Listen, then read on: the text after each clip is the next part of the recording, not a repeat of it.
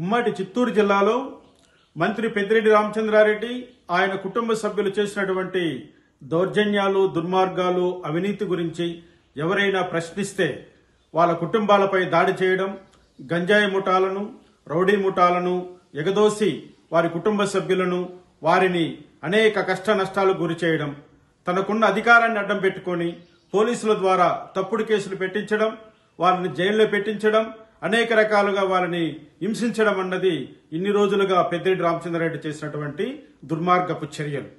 ఆ దుర్మార్గపు చర్యలను ఈ రోజు న్యాయస్థానం ముందు పెద్దిరెడ్డి రామచంద్రారెడ్డి సమాధానం చెప్పుకోవాల్సినటువంటి సమయం వచ్చిందని ఈ రోజు నేను తెలియజేస్తున్నాను.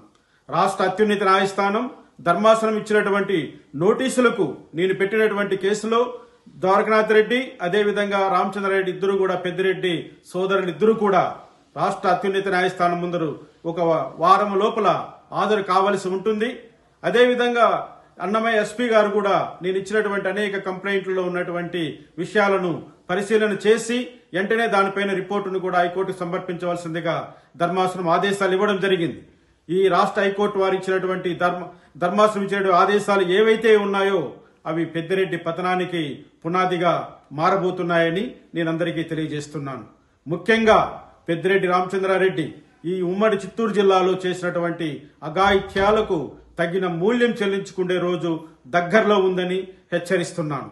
ఎందుకంటే న్యాయస్థానాల్లో న్యాయం కొంచెం ఆలస్యమైనా కూడా చివరకు న్యాయమే గెలుస్తుందనే సిద్ధాంతం ఏదైతే ఉందో ఆ సిద్ధాంతం ఈ రోజు నా విషయంలో రుజువు కాబోతుందని నేను సవివరంగా ప్రేక్షకులకు తెలియజేస్తున్నాను.